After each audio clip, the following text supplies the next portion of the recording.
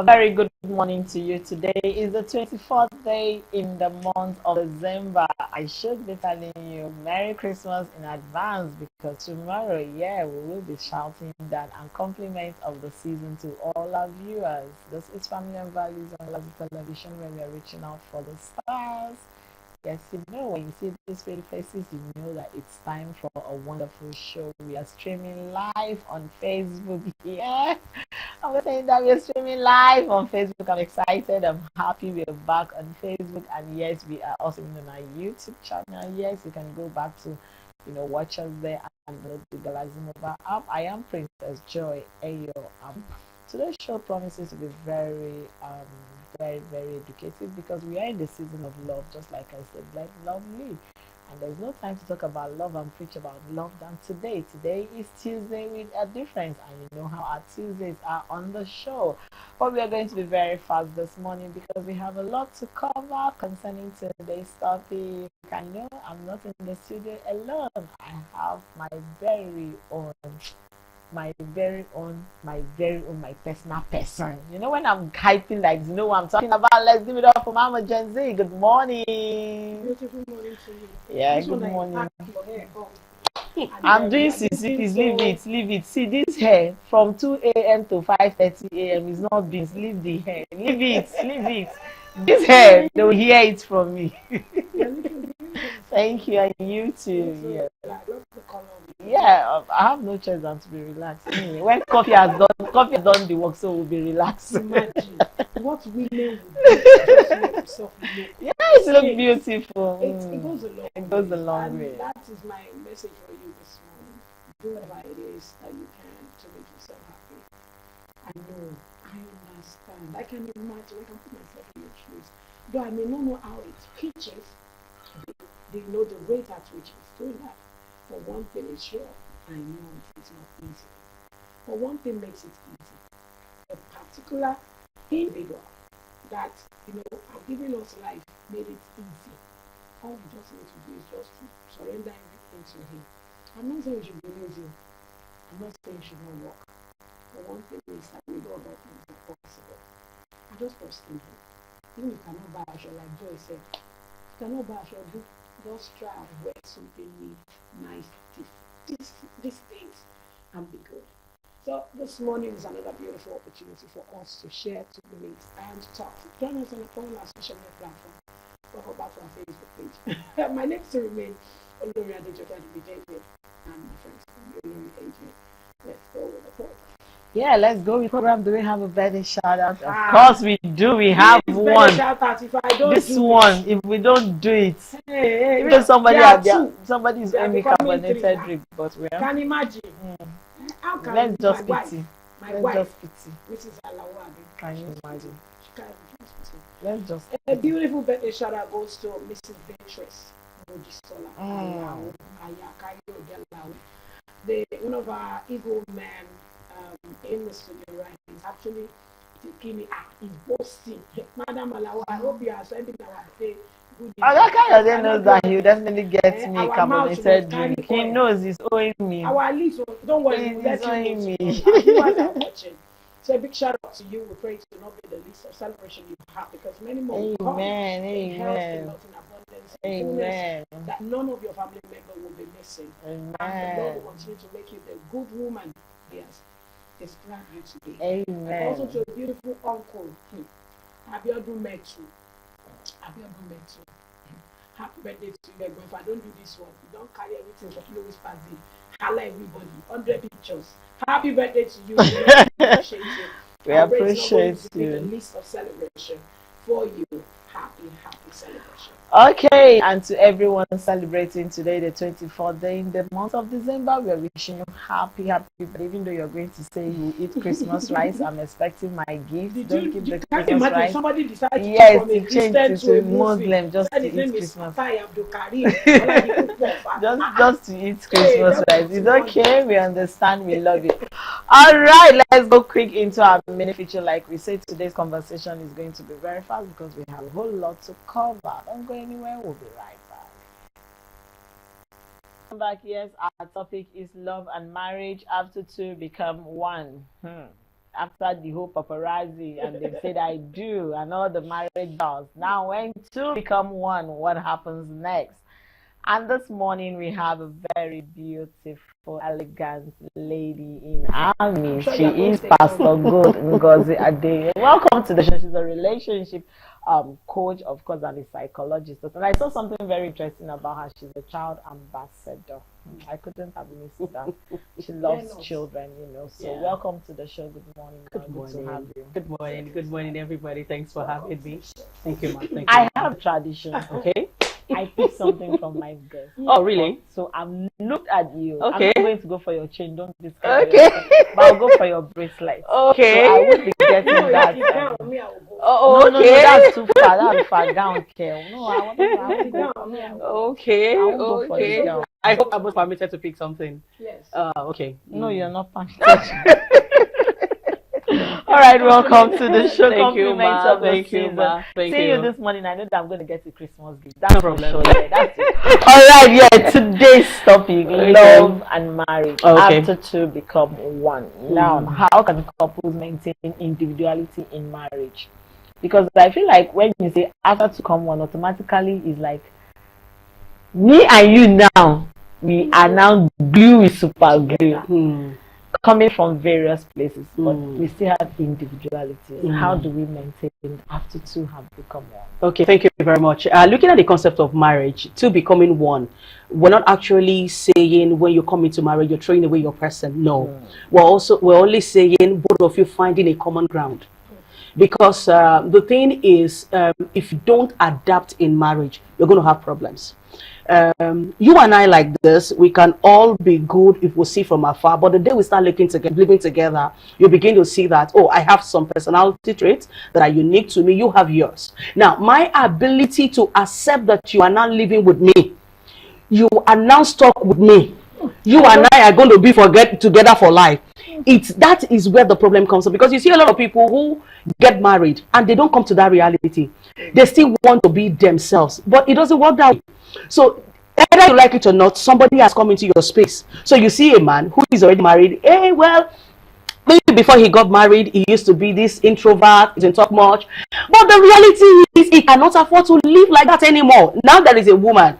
And then the woman too, I've seen women, maybe in the course of counseling, you see them, oh, while they were living all alone, they were not accountable. They were just, oh, I could go out and it's an independent woman. But now you are married, for crying out loud. You must understand that there is somebody in your space now. You have to be accountable, you have to be deliberate, you have to be conscious about carrying that person along. So when we're talking about two becoming one, we're not saying throw away your person. We're not saying becoming a shadow of yourself. We're not saying don't, because there are some other people too who come into marriage and they start looking for themselves because they allow the other person to swallow them. No, we're not saying throw away yourself. We're not saying you're not going to live your dreams or your vision anymore. But we're only saying you having the conscious understanding that there is somebody here now. It's just like a pregnant woman. She needs to be conscious that she's carrying a baby. So there are some things she would have done when she wasn't carrying a baby, but she couldn't do them anymore because there is a baby there. So that is all become two becoming one is.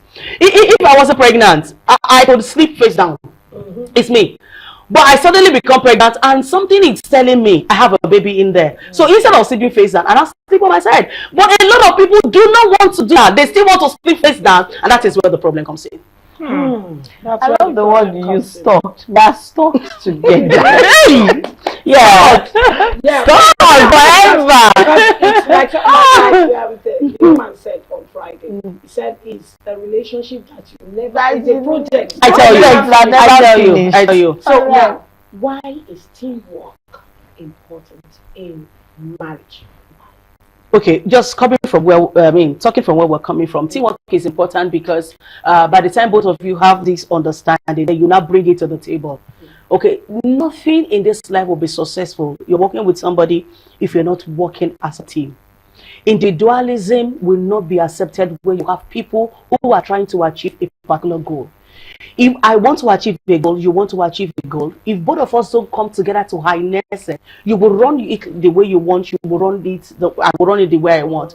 But teamwork is that ground that gives you and I the opportunity to say, okay, what are your ideas? Bring it to the table. What are your ideas? Bring it to the table and let us look at it together. For example, you see a couple who wants to pay house rent or they want to train their children in school. Teamwork requires that the man doesn't go all the way and say, because I am the man, I just go out of my way to do things. And the woman too doesn't say, oh, because I am the woman, I go out of my way.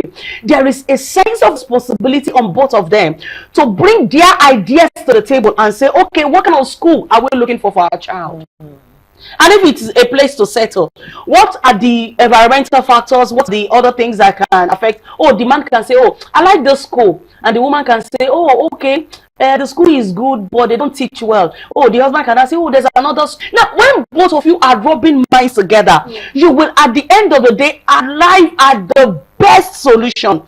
But nowadays, you see people don't even want to talk. A lot of couples, the most important, that one of the things I have seen as a counselor or as a therapist that has been a challenge is that couples don't talk. They will talk to every other person except themselves. So when there's a fight, instead of two couples saying, instead of the man or the woman saying, guy, come, let's talk, or the man saying, babe, come, let's talk, he would prefer to pick his phone and call the third party. But the problem here is, immediately you're calling a third party, you're already sharing a part of your privacy, a part of whatever you're already exposing. And I tell you the truth, that marriage might not be the same anymore. I'm not talking about you speaking to a professional or a counselor or a therapist. Those ones are professionally trained to help you. But when you begin to do this glorified gossip, you know, for example, I pick my phone and I begin to say, didn't you see what my husband did to me? I am gossiping about the man. I'm not reading my problem. Because to be honest with you, that third party you're talking to also has his own problem.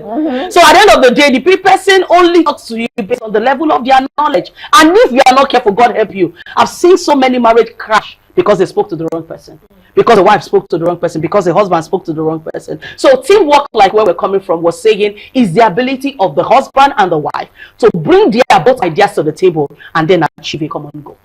Okay, now can we talk about two becoming one? Is there a place for setting boundaries? Yeah. You know, because now two becoming one, no, automatically, just like your word, we are stuck together.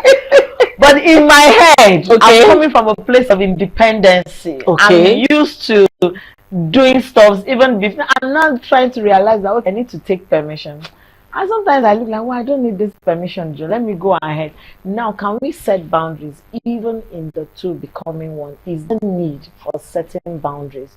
Or we should break boundaries and say, okay, because we are stuck together, let us flow.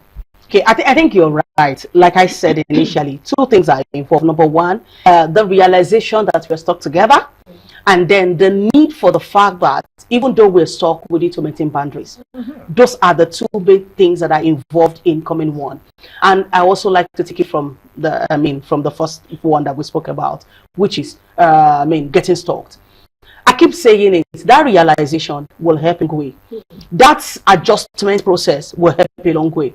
Oh, there's certain food I don't used to eat before, but because I have a man who likes it, I cook it. I am an Igbo woman. There are some certain type of food that I might not really want, but I'm married to a Yoruba man. I need to adjust. If I come into that marriage claiming I am an independent woman, oh, I'm not going to eat a wedu, there's going to be price crisis. Big one. Because I'm stuck with the man. So the earlier I start eating a wedu, the better. The smell of the gbegiri. I'm telling you. So the earlier I learn how to make amala. But you see, like I said, both male and female, they come into marriage and they don't know they are stuck. They feel, oh, I'm still my Igbo person. I'm still no. You will have problem. In fact, even people from the same tribe, that realization, if it's not there, you will keep having problem because both of you were never raised in the same family. So no matter, even if you are the same tribe, you are the same whatever, for the fact that it was not the same that raised you, for the fact that you did not grow up in the same climatic condition, there's going to be individualism, there's going to be differences. So the earlier you realize that, the better. So coming back to now setting boundaries, it is still a level of understanding which a lot of people should know before they get into marriage. You should know that for the fact that we are stuck doesn't mean I should abuse you. I should understand that when you want to sleep, Although we are together, but I should still respect you. And that is the factor, another factor that a lot of couple fail to understand. You see, the man is disrespecting the wife. The wife is also disrespecting the husband. Respect is not only by beating, because a lot of abuse, rather, excuse me, abuse is not only by beating, because when we talk about, for us professionally as psychologists, when we hear abuse, we don't really limit it to sexual. But where maybe generally, when people hear abuse, the first thing that comes to the mind is sexual abuse. No, before it even gets to the sexual, we want to first look at what the things are the things you say to your partner. Because abuse, some emotional abuse can be very killing than even the sexual abuse. But because where there's a level of stigma attached to the sexual abuse, which of course I agree with, but the truth is, I have heard couples say some things to their husband, and the man feel like committing suicide. I have heard a wife say things to her husband, and the man just feels, oh, I think I should just die. And I've heard some men, a woman called me from Abuja recently and said, imagine my husband looked at me and tagged me barren.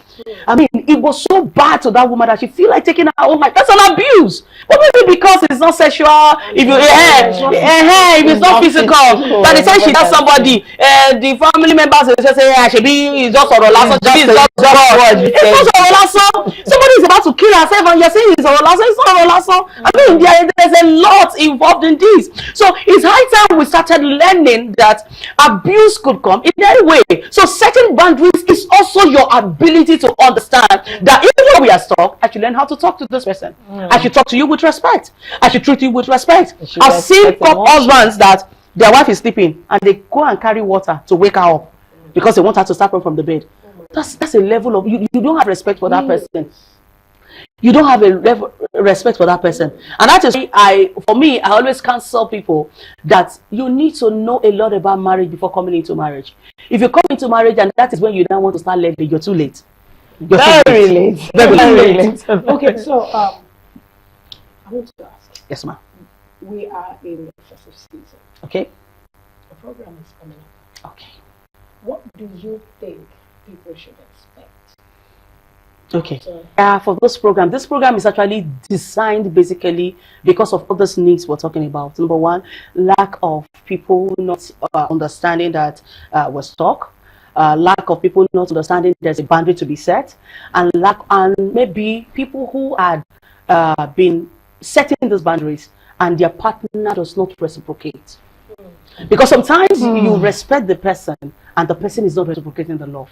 Sometimes a man is loving the wife and the wife is taking the man's love for granted. Sometimes it's vice versa. The wife too is loving the man and the man is taking it for granted. And so feeling like this is right. Yeah, feeling is my right for you to love.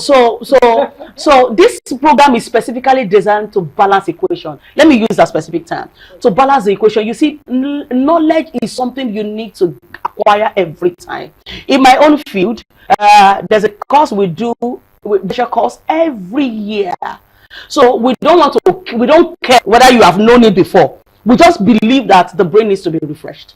And that is the essence of this program. We want to refresh even couples that, they've known a lot. We're begging you, please come around so that we could talk together. The Bible says, I'm a Christian, and the Bible says, faith comes by hearing, and hearing the word of God. So, but there are some things that will become fresh and new to you. By the time you keep hearing them, you hear them over and over again. So once again, this program is designed. I think when people understand that marriage is being stuck together, the rate of divorce would reduce, because this thing just got to me. Yes. I've never seen it from the fact that marriage is being stuck together. Yeah. Now, the moment people come to that realization, you will not want. It's like cutting yourself. Yes. So how do you want to detach yourself? Yeah, I've seen people who come for premarital counseling because we also offer that, and they, we just want to do this and see whether it will work. That mindset it's already a failure. You're a failure. You know, the man doesn't want to look cheap to the woman, and the woman, a lot of women do this because of the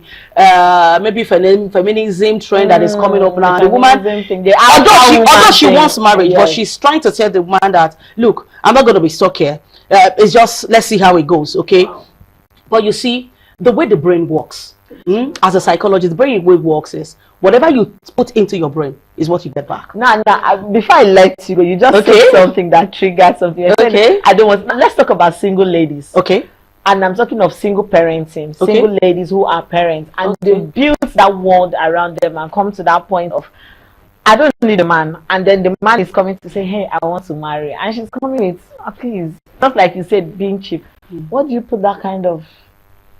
There are unique personalities, characters, situations, and everything that happens to her. For that kind of a person, you cannot put her under the umbrella of the normal. There's something has happened to her.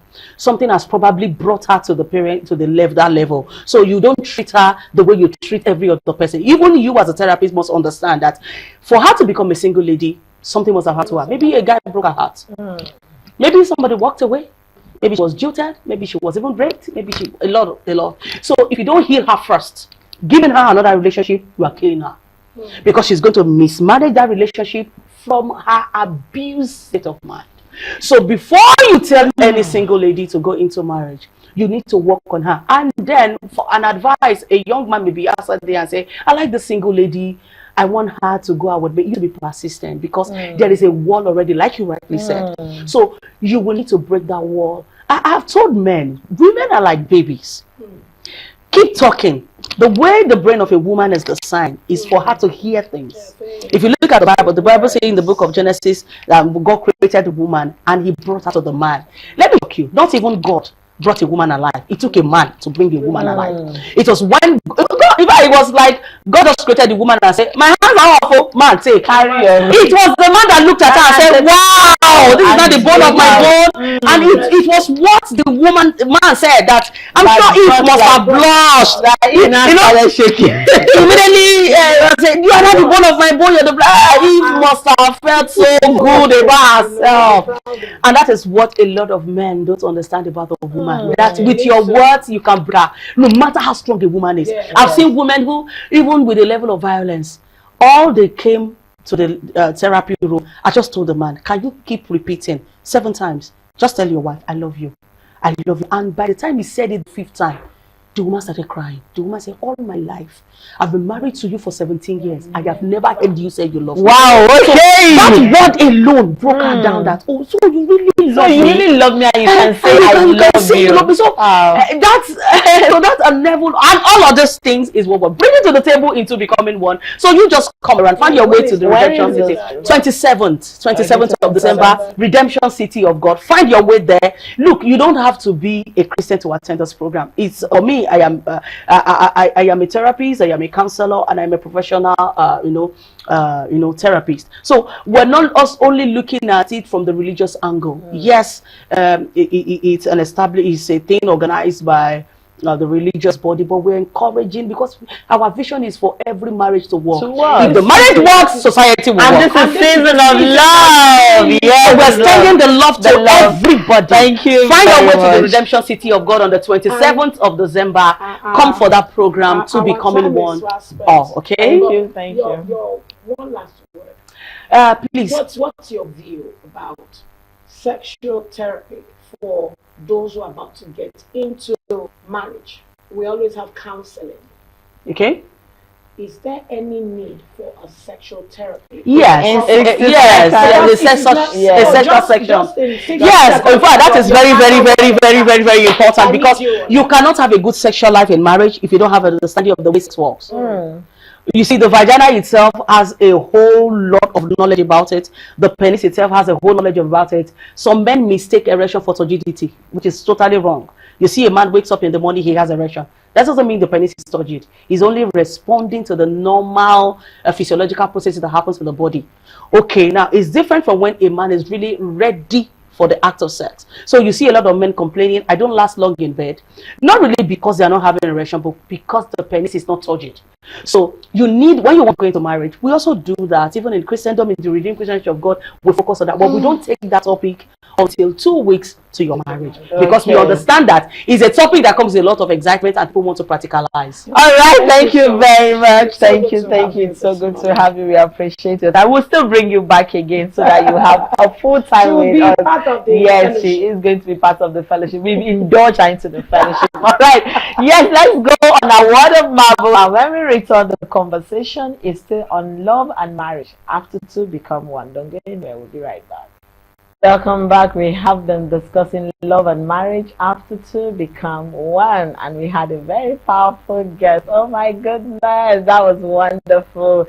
You know, when you have such guests on your set, you know that yes, marriage is a good thing. For those of you that don't want to get married, now we have our very own Reverend Michael Langa in the building.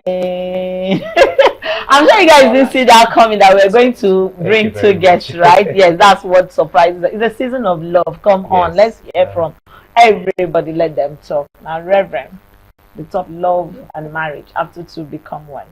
I'm sure I sent that to you. A lot ran through your mind. A lot. Yes, Right. I knew definitely. A lot will always run through. But now let me ask you this: how can couples maintain intimacy in the midst of a busy lifestyle? Busy economy, everybody's trying to meet up, the bills are high. How do they maintain intimacy in that situation? Okay, thank you very much for having me here. It's great being here once again. It's a very beautiful day, and this topic happens to be a very wonderful one as well. Becoming one is indeed a journey. It's not a destination, so it's something that is ongoing. So we know we have a very busy environment, very big place, and very busy. People are busy and want to get into marriage. But I tell people that whatever you do to acquire something, you need to keep doing that same thing to maintain it. So if we're having time together, we are being intimate before you got married, you need to look for a way to consistently continue with that thing that you were doing before you got married. Because some people see marriage as an avenue. Once I get married, things are sorted out. No, it's just like you're getting into another phase of your life. Because now it's not just one, it's two people becoming one.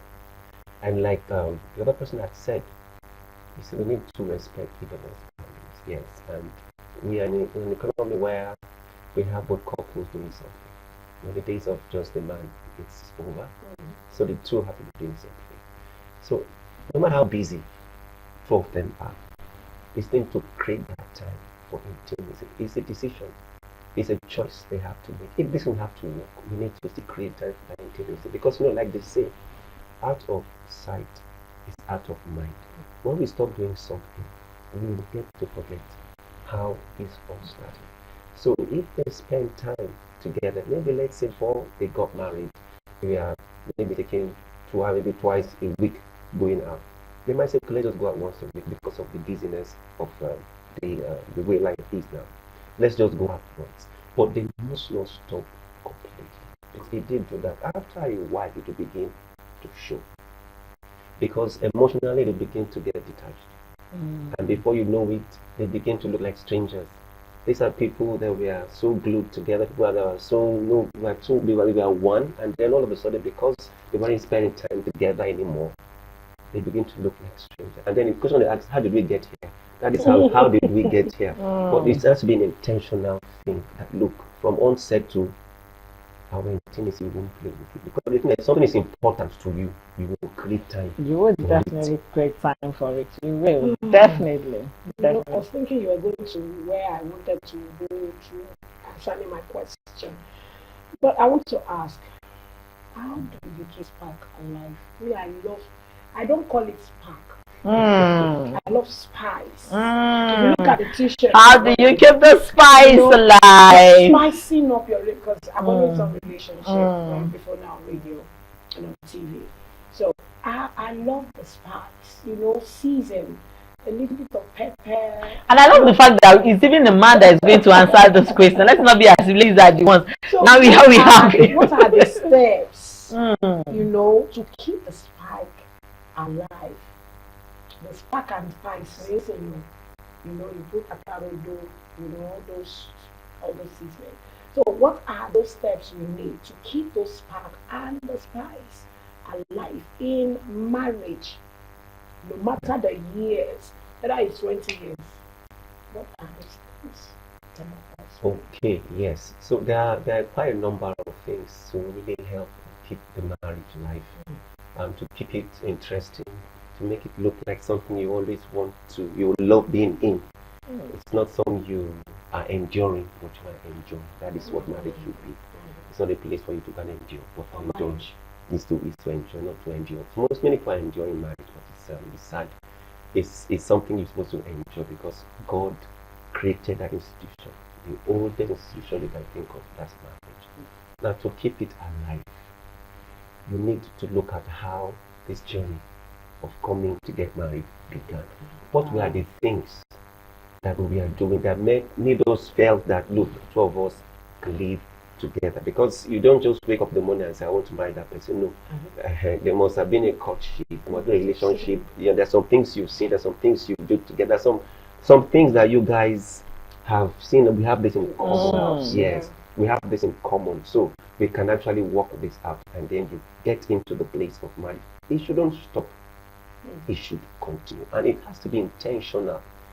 Marriage is an intentional thing. It's not once I get into marriage I just relax. No, because when you relax, the enemy is there not relaxing. He wants to make sure that, look, I scatter this thing. So it's something one needs to really be intentional about. What were the things that we were doing that got us to this place of getting married? One, we used to be intimate. That intimacy, we can't throw it away. It has to be there. We have our time out, time for outing, time when we sit down and plan, time when we sit down and have family, family talk and all that. We need to set also boundaries. You have from another family, some from another family. Some people, they bring in their family into this new family, which always causes problem. Because when the Bible said in Genesis 1:24 that for this cause a man will leave the father and mother and then cleave to the wife, and the two shall become one flesh. He didn't say you come to that. You carry everybody. He said you will leave. Leave them behind. Leave them and say bye bye. Hello, we are done. But the thing is that some people don't leave.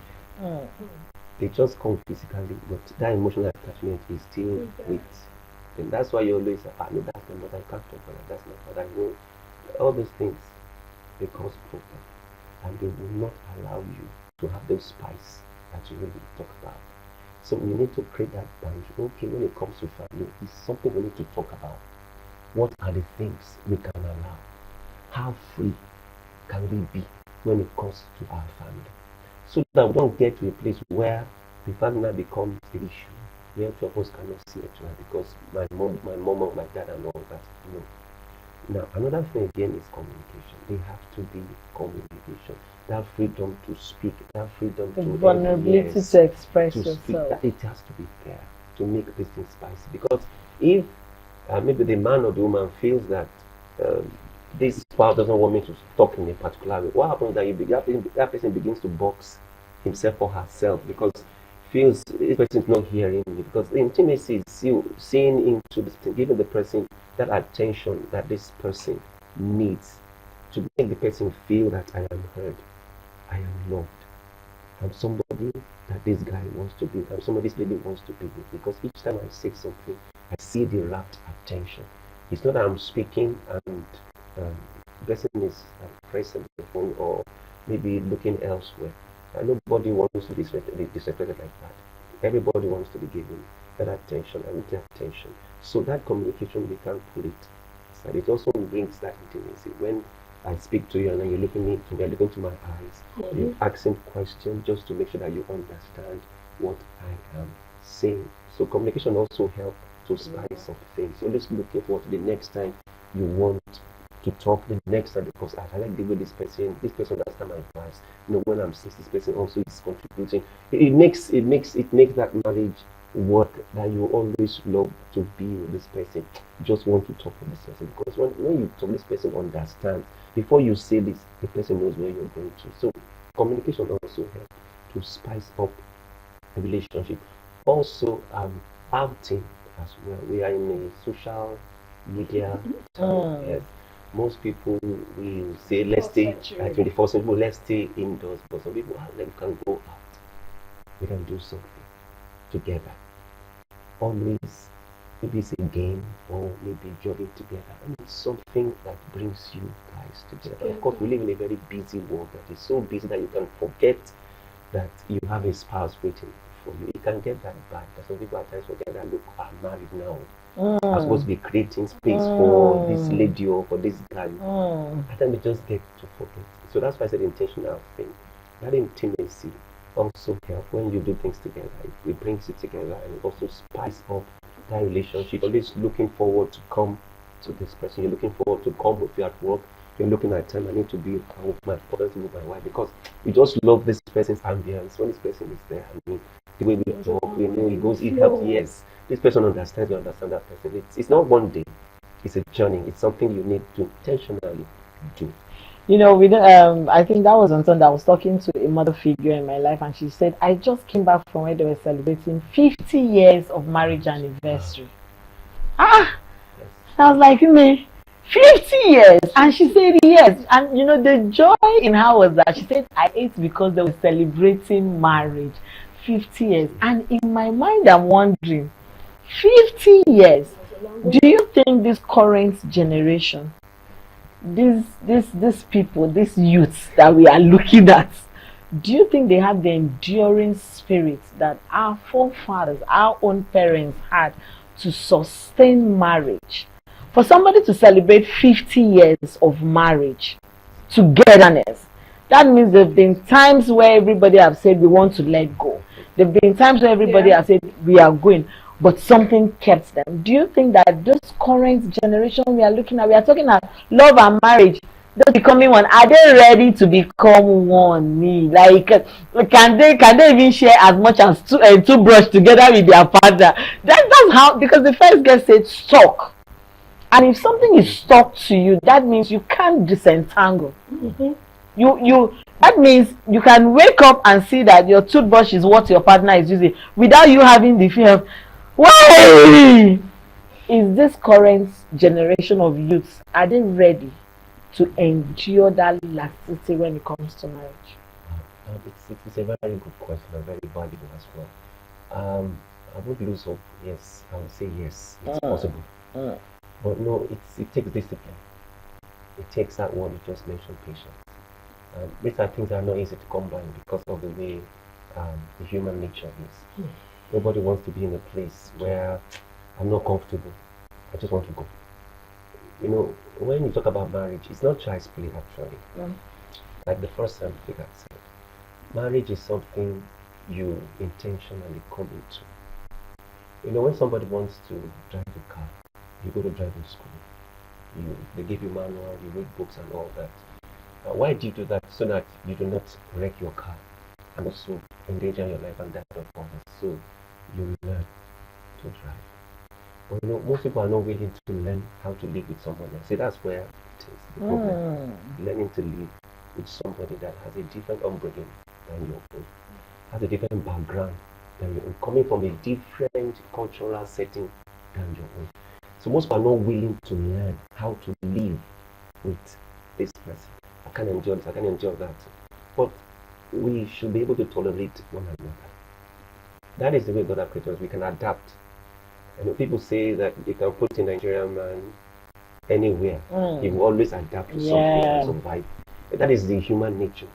We are made to survive and to adapt. The Gen Zs or the modern generation, they are this computer fast, they want everything fast. They don't seem to have that patience to say, okay, look, this thing is a process. I need to wait. So it will take teaching. I mean, intentional. These people need to learn as well. Need to also keep themselves and say, okay, I need to learn. I need to be mentored by someone, because the process of becoming one, it's not a destination. It's not a day's job. It's a lifelong journey. Because you keep knowing your spouse every day. You know, like the public critic has said, you know, at times you come into marriage and you feel this person should understand, this person should know, this person should know. You know, that's a mindset. And already you're setting yourself up for disappointment, because people can't read your heart. They can only hear what you say. So if you don't communicate well, there will be problem. So this generation, come back to this generation, I believe that they can also have a successful marriage if they are properly tutored, if they are properly mentored, if they go through marriage counseling the way they should, and they are faithful to it, not just going to it because I want to tradition. I want to go to because like I really just say, let's try, let's see if this one will work. But I'm intentional about this. I want 50 years. It's a 50. Some people don't live up to 50 years, and they are ugly, but people to live together for 50 years. There are two people I'll tell you that are willing to forgive. Because that they are willing to give, to understand that, look, this person is me, I am that person, and that is what being stuck together means. And I'm willing to accommodate your faults. You are willing to accommodate my own faults. You are willing to adapt. There are compromises we must make. So it's both parties, not just one-sided. Two people. It takes two to tango. So once I understand that, look, yes, I can forgive you when you err. You can also forgive me once I err. You will be free. It's like a tango dance. Yeah, it is. You know, when you're dancing it, you know, you're stepping and everything. You have to follow each other. You must know that when Mrs. Holland is coming, she's taking the left. You know she's going to take the left and the left. Exactly. Like practicing that dance very well. My mom, the way she's sitting down and doing her hands, you know that old school has come into play. She's like an instructor. You're not like an instructor, you get. Today she's just doing it, alright. Welcome back to Facebook. Thank you very much. I'm so glad. I'm excited. Yeah. Well, if he's not there, he's here. I'm so happy. I'm so glad. I wanted to greet you before. Welcome back. Thank you so much. Thank you very much. Thank you very much. Always at every little opportunity that we call you. Thank you very much. Thank you so much. It's a big honor. So I want to say a big thank you to everyone watching us today. We hope to see you tomorrow. Please celebrate your Christmas Eve very well. Love others. Love yourself first. I've always said that. Love yourself first and extend it to others. If you don't love yourself, you cannot love others. If you don't love your husband or your wife, your brother, your brother, you always fight to get that thing. If you don't love him or your sister, you can. If I don't love you, I cannot work with her. That's the total. That's the cocoa of the work. So it is love that makes things easy and correct in love. And when that correction comes, understand that the person is not. Don't have a second thought. That's what relationship, marriage. See, relationship. You start from relationship and leads to marriage. And that's what it goes. That's the way it goes. Whether you are with a friend, a colleague, if you understand yourself, it will be easy for you to be able to tolerate one another. And this will also help you to get stuck to your husband or to your wife. So if I can tolerate joy, I can tolerate my husband. God will help us. My name is Yumin Oladejoke David. A big shout out to Pillow Whispers as we go out today for our charity. Yeah, charity, the season of giving and love. Love is supposed to be going out for charity. There's been a lot of giveaway, and please, if you're going to do to get gifts, be mindful of the crowd. We've lost lives in stampedes in Abuja, children, the East. So please, tomorrow is 25th December. Let me officially say it's Christmas Day, and we'll be talking about Christmas and its significance. Why are we celebrating Christmas? What is the motive behind it? You know, we'll be having that conversation tomorrow. Christmas and its significance. That's to officially say you are now officially allowed to bring Christmas rice and stew to me in the studio, because I'll be here. Reverend will definitely give me Christmas gift before he goes, because I know I'll not see him again. Mommy Chef will bring. Mommy Chef,